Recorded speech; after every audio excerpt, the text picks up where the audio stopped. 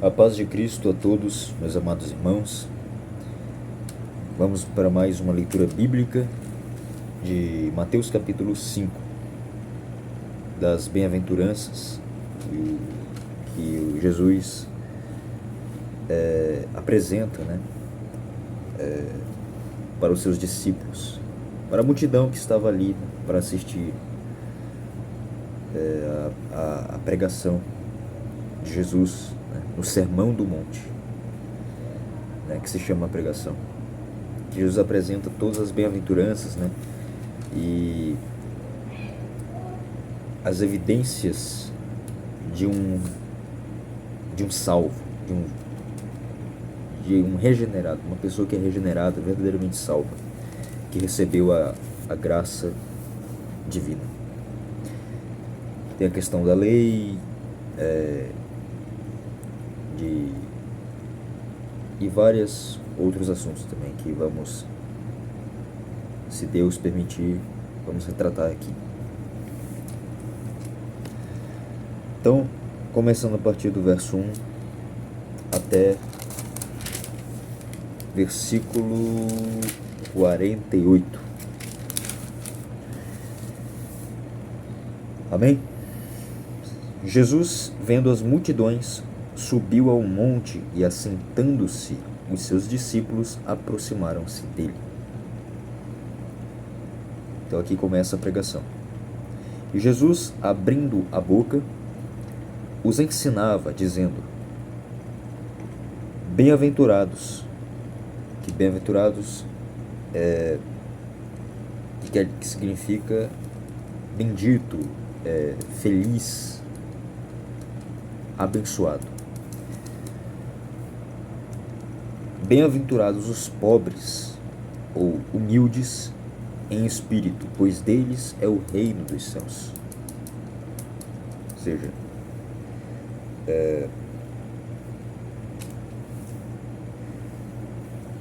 devemos ser humildes, Que aqui diz que felizes são os que são humildes em espírito, porque deles é o reino dos céus.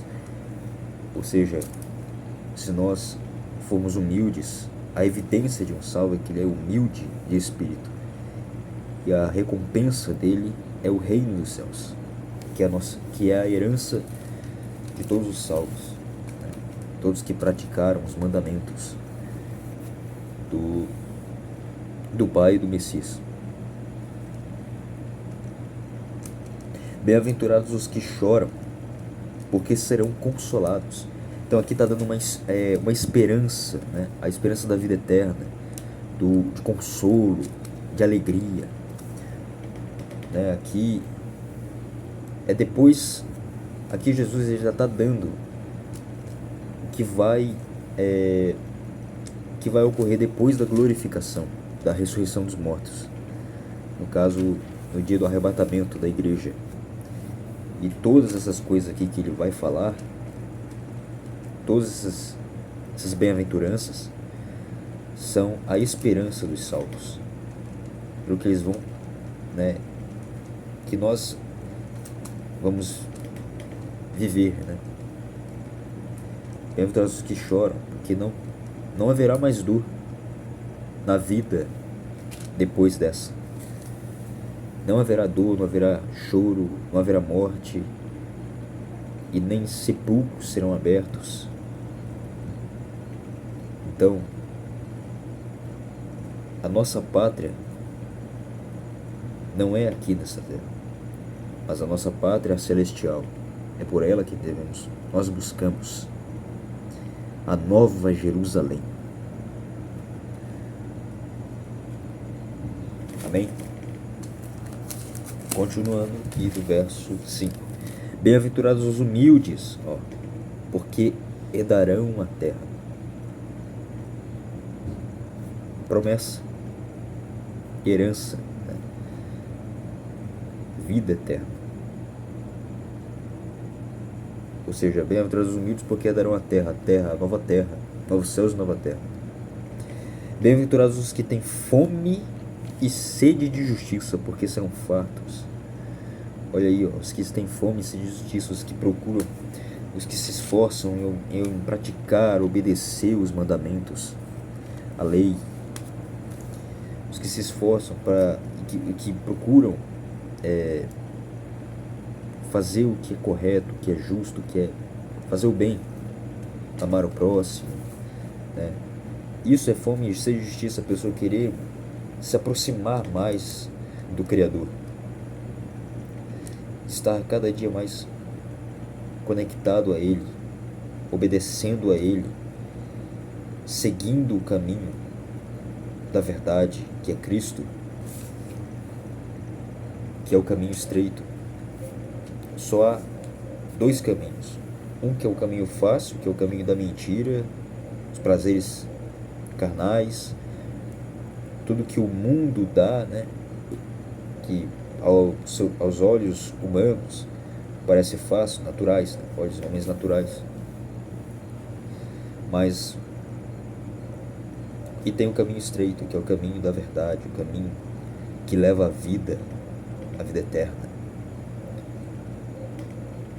a Jesus, o nosso Salvador. Não há outro caminho, só há um caminho, uma verdade, uma vida, que é Jesus Cristo, e ninguém vai ao Pai a não ser por Ele. Ele é a única solução. Creia em Cristo, que se você confessar com a sua boca que Jesus é o Senhor e que Deus o ressuscitou, o Pai o ressuscitou dos mortos, será salvo. Então, bem-aventurados que têm fome e sede de justiça, porque serão fartos. Ou seja, né, você não vai mais na era vindoura, na vinda vindoura, você não vai mais precisar buscar por justiça, né? Ter fome e sede de justiça, porque não haverá mais injustiças na terra, né? Na nova terra. Bem-aventurados e misericordiosos, porque alcançarão misericórdia. Ou seja, se nós formos misericordiosos, amarmos o próximo, exercitar misericórdia e graça, olha só, vamos alcançar a misericórdia do Pai, porque temos que ser, como está escrito no verso, sede misericordiosos como o vosso Pai é misericordioso para convosco. Então devemos,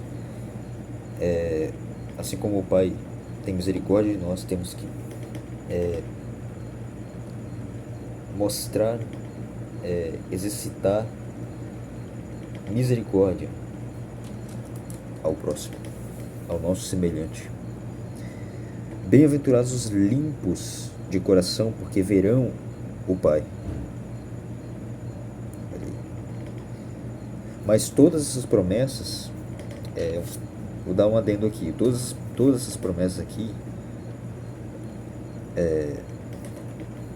por exemplo, bem-aventurados os limpos de coração, porque verão ao Pai.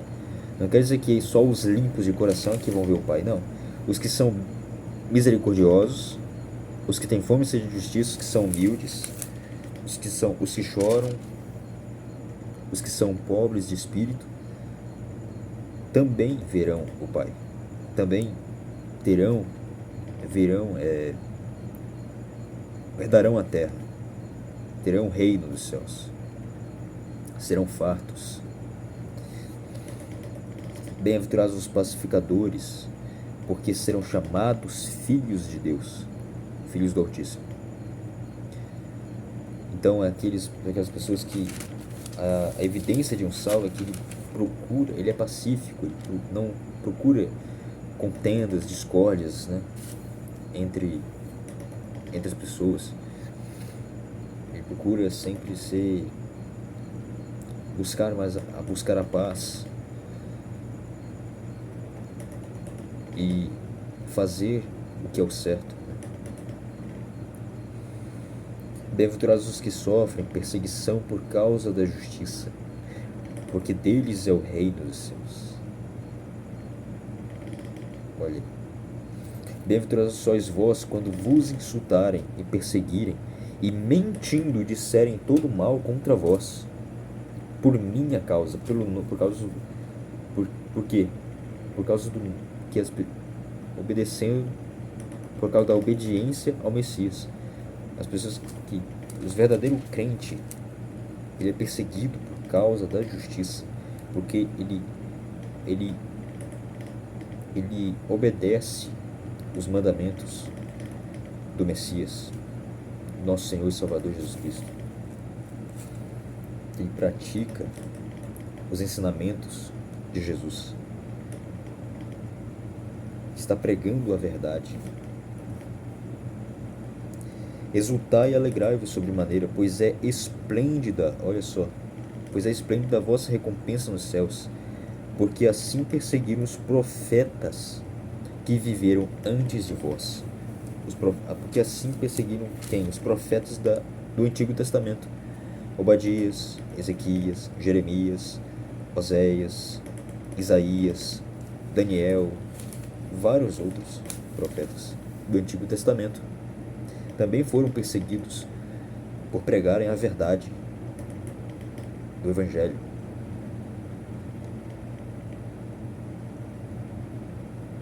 Mas há uma recompensa, né?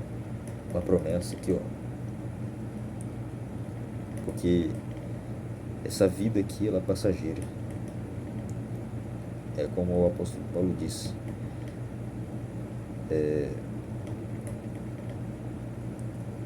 Como Jesus disse, né? Quem perder sua vida por minha causa, quem perder a sua vida, quem quiser salvar a sua própria vida, né? Perdê-la, mas quem perder sua vida por minha causa, acha-la. O cristão deve ser sal e luz.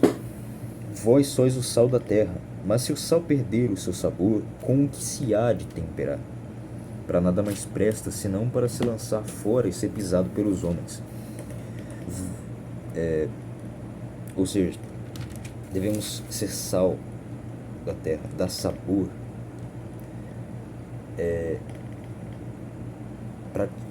O que é esse sabor? São praticar os mandamentos, boas obras, né? E seguir a Cristo e fazer tudo aquilo que agrada a Ele. Isso é dar sabor, mostrar piedade, misericórdia, graça, bondade para com os homens. E se não dá sabor, ou seja, sal que não dá sabor, que as propriedades do sal, elas são tão incríveis assim, só uma porçãozinha assim de sal você coloca lá na sua panela de sei lá, carne, só uma pitadinha de sal já dá o sabor na carne. Então é assim que temos que ser sal da terra, né? Se não dá sabor, é lançado fora e pisado pelos homens. Vós sois a luz do mundo. Uma cidade edificada sobre um monte não pode ser escondida. Igualmente não se acende uma candeia para colocá-la debaixo de um cesto. Ao contrário, tem que ser colocada no velador. Você tem uma vela, não se pode colocar... não se acende uma candeia debaixo da vela, mas sim no velador, né? Aqui está de cima, que vai gerar ali o fogo, né? Ilumina a todos que estão na casa, porque se colocar embaixo da vela, né, não vai iluminar nada, né? Você só coloque-se no velador, assim ilumina todos que estão na casa. Assim deixai a vossa luz resplandecer diante dos homens, para que vejam as vossas boas obras e glorifiquem o vosso Pai que está nos céus. A lei se cumpre em Cristo. Não penseis que vim destruir a lei, Jesus fala.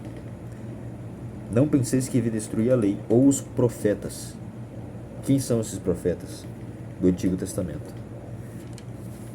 E a lei, o decálogo, os 10 mandamentos, que é não matarás, não adulterarás, não furtarás. Eu não vim para anular, abolir, destruir, mas para cumprir. Jesus veio a esta terra. Jesus, Deus, revelado na carne, veio a esta terra para cumprir a lei e não para aboli-la. Entendam, o Novo Testamento e o Antigo Testamento se complementam. Jesus veio para explicar o que já estava escrito. O que estava escrito? A lei e os profetas. Ele veio para aperfeiçoar, refinar a lei e explicar, dar maior entendimento, altos ensinamentos, maior conhecimento da lei. Então, não penseis que vim destruir a lei ou os profetas. Eu não vim para anular, mas para cumprir. Com toda certeza vos afirmo que até que os céus e a terra passem, nenhum i ou um mínimo traço se omitirá da lei, até que tudo se cumpra. Então, Jesus foi um homem perfeito, que nunca pecou, cumpriu toda a lei, guardou todos os mandamentos do Pai. Qualquer, pois, que violar um destes menores mandamentos, dos 10 mandamentos da lei, e assim ensinar aos homens, ser chamado menor no reino dos céus. Aquele, porém, que os cumprir e ensinar será chamado grande no reino dos céus. Ou seja, devemos ensinar a lei. Cumprir, ou seja, praticar, não ser apenas meros ouvintes da lei, mas praticantes da lei. E devemos ensinar para as pessoas, né? Porque assim será chamado grande no reino dos céus. Porque vos digo que se a vossa justiça não exceder a dos escribas e fariseus, ou seja, a obediência, a prática dos mandamentos, de modo nenhum entrareis no reino dos céus. Então a nossa justiça deve estar superior, acima a dos escribas e fariseus, que eram, como vocês sabem, acho que vocês devem saber que isso eram os líderes judeus daquela época, né? E naquela época, quanto mais vestido você era, né, mais você se vestia bem, as pessoas mais te valorizavam, olhavam para você, te achavam, nossa, olha só como ele, olha só essas roupas que ele veste, olha que bonito, nossa. Aí os fariseus, né, por isso que Jesus fala que eles eram sepulcros caiados, porque por dentro, né, por fora parecia uma aparência assim de alguém bom, vamos dizer assim, mas por dentro era cheio de inveja, de ganância, de avareza, de sujeira, entendeu? Maldade no coração. Eles eram, então os escribas e fariseus eram pessoas assim hipócritas, porque não ensinavam, eles não obedeciam o que ensinavam, né? Não praticavam o que ensinavam, era apenas da boca para fora.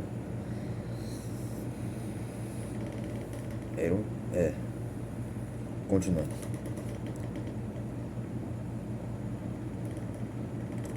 Ouvistes que foi dito aos antigos: não matarás, mas quem assassinar estará sujeito a julgamento.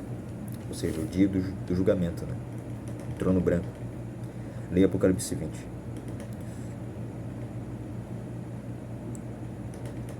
Eu, porém, aqui Jesus ainda está falando da lei aqui, ele não está anulando a lei. Ele vai aqui agora complementar Ouviste que foi dito aos antigos, não matarás. Lá na lei, saibam, pessoal, vocês temos que saber o contexto da passagem. Jesus está mostrando aqui outra época, que no caso era do povo, né? Do povo judeu. Era outra época, a lei era mais rigorosa. E se você falhasse num só pedacinho assim, você já era execrado do povo. Então o negócio era bem rigoroso. Então, ouviste que foi dito aos antigos, não matarás, mas quem assassinar estará sujeito a juízo. Eu, porém, agora Jesus vai aqui complementar. Eu, porém, vos digo que qualquer que se irá contra seu irmão estará sujeito a juízo. Também qualquer que disser seu irmão, Racá, será levado ao tribunal, e qualquer que o chamar de tolo, idiota, estará sujeito ao fogo do inferno. Essa palavra inferno aqui é mais tradução como Guiena, né? Hades no grego. Então, só a partir do momento que então Jesus está aqui explicando o verdadeiro significado, né? O significado dos mandamentos da lei.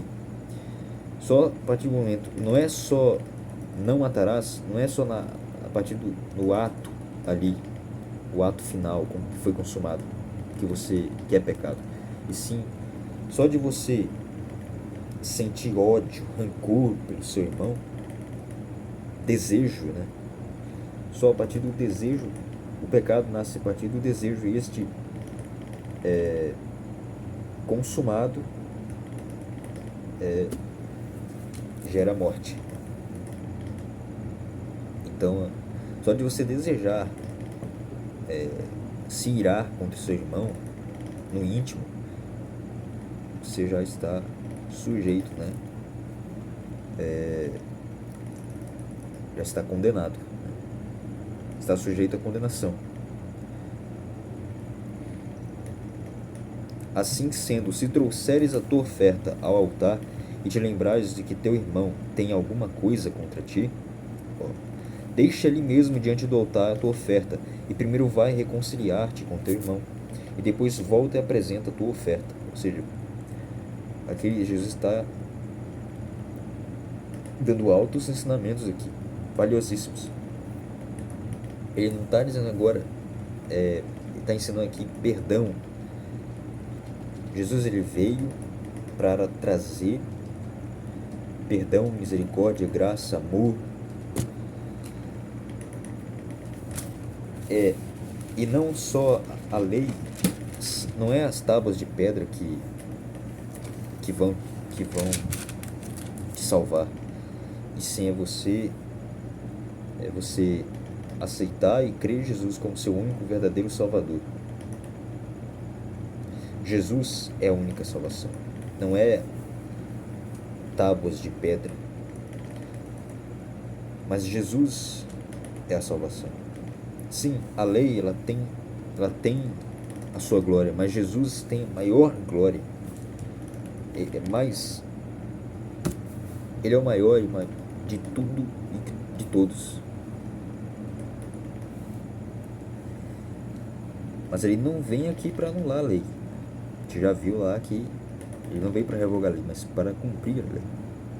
Ele veio só complementar, aperfeiçoar o que já estava escrito. Já entendeu, né? Continuando. Entra em acordo depressa com teu adversário enquanto estás com ele a caminho do tribunal, para que não aconteça que o adversário te entregue ao juiz, o juiz te entregue ao carcereiro e te jogue na cadeia. Com toda certeza afirmo que de maneira alguma sairás dali, enquanto não pagares o último centavo. Aqui está se referindo aqui ao dia do julgamento, né, pessoal?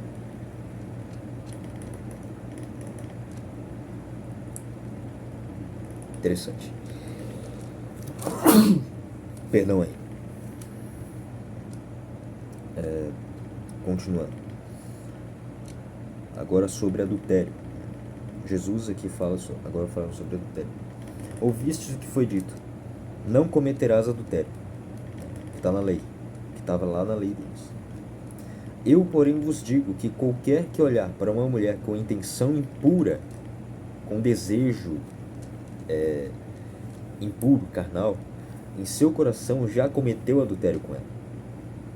Se o teu olho direito te leva a pecar, arranca-o e lança-o fora de ti, pois te é mais proveitoso perder um dos teus membros do que todo o teu corpo ser lançado no inferno. E se a tua mão direita te fizer pecar, corta e atira para longe de ti, pois te é melhor que um dos teus membros se perca do que todo o teu corpo seja lançado no inferno. Aqui Jesus ele está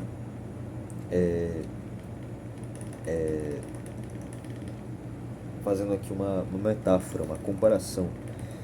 O teu olho direito te leva a pecar, arranca-o e lança-o fora de ti. Não quer dizer que é para você arrancar o seu olho, sair arrancando o seu olho literalmente. Não. Aqui ele está falando para você largar o vício, abandonar os seus pecados de estimação, né? Porque se você não fizer isso, você será condenado. Então é melhor você abandonar esse pecado aí, largar esse vício, se afastar das coisas do mundo, do que ser condenado ao inferno. Então, arrependa-se e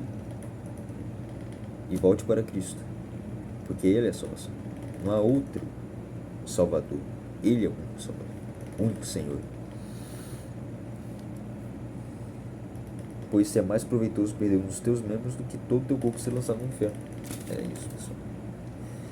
E se a tua mão direita te fizer pecar, corta e atira para longe de ti. Ou seja, corta esse pecado que está,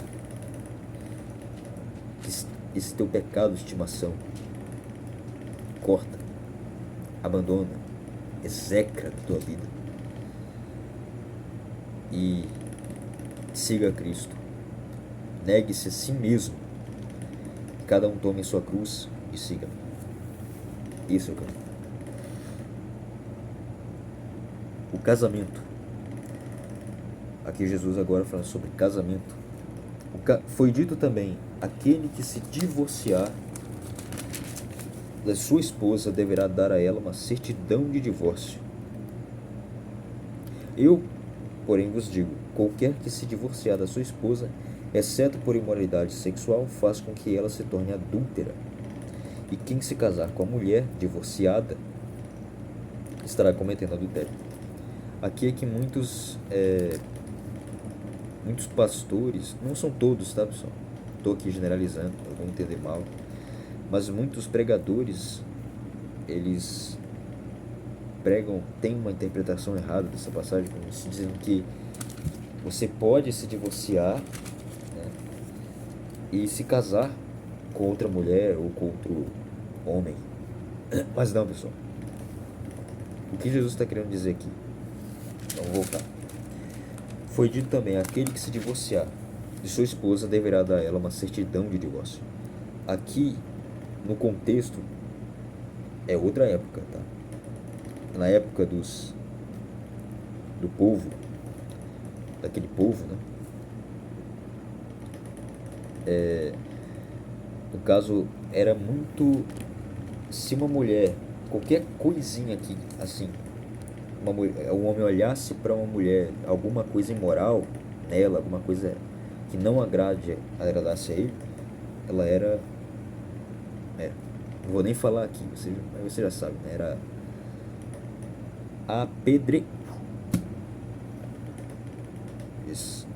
Por isso que aqui Moisés teve que dar a ela, a mulher, uma certidão de divórcio, para que o povo lá daquela época não a matasse. Entendeu? Então, isso mostra, né, o quão nós somos maus, né, por natureza. O homem é mau por natureza. Nem que para isso precisa ser bom, né? Uma frase de Nicolau Maquiavel que eu acabei de lembrar agora. Mas somos maus, pessoal. Então, a prova disso é que o povo daquela época, né, era bem rigoroso, né? Qualquer coisa assim que você fizesse de errado, você já era eliminado. Eu, porém, vos digo, qualquer que se divorciar da sua esposa, ou seja, que se separar da sua esposa, né, da certidão de divórcio, exceto por imoralidade sexual, faz com que ela se torne adúltera, que ela cometeu, né, um ato imoral, né, imoralidade. E quem se casar com a mulher divorciada, ou seja, e quem se casar com a mulher que se separou do seu marido, né, estará cometendo adultério. Ou seja, se a mulher quiser separar do seu marido e quiser se casar com outro, ela está cometendo adultério. E também vale para o homem também, tanto para a mulher quanto para o homem. Então são muitos aqui que muitas pessoas não compreendem, né? Elas não entendem aqui que você tem que ter olhos, muito discernimento espiritual do alto, né, para entender o que realmente está escrito. Sim, pessoal, temos que estudar a Bíblia. Só há uma interpretação correta. A Bíblia explica a própria Bíblia. Então, continuando. Votos e juramentos. Também ouvistes o que foi dito aos antigos: não jurarás falso, mas cumprirás rigorosamente teus juramentos ao Senhor, ao Eterno. Entretanto, eu vos afirmo: não jureis de forma alguma, nem pelos céus, que são o trono de Deus, nem pela terra, por seu estrado onde repousam seus pés, nem por Jerusalém, porque é a cidade do grande rei. E não jures por tua cabeça, pois não tens o poder de tornar um fio de cabelo branco ou preto. Seja, porém, o teu sim, sim, e o teu não, não. O que passar disso vem do maligno. Ou seja, no contexto lá daquela época, né, você tem que entender o conceito antropológico, geográfico e de lei. Você não podia jurar, mas se caso você jurasse, né, você teria que cumprir, né, rigorosamente seus juramentos ao Criador.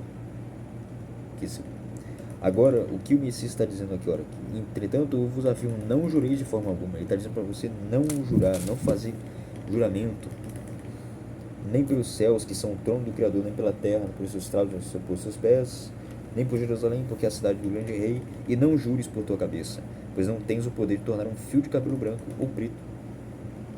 Então não jure. É melhor não jurar do que você dizendo que vai fazer, você vai cumprir o seu juramento que você disse que ia fazer e você não cumprir. Então, seja, porém, o teu sim, sim e o teu não, não. O que passar disso vem do maligno.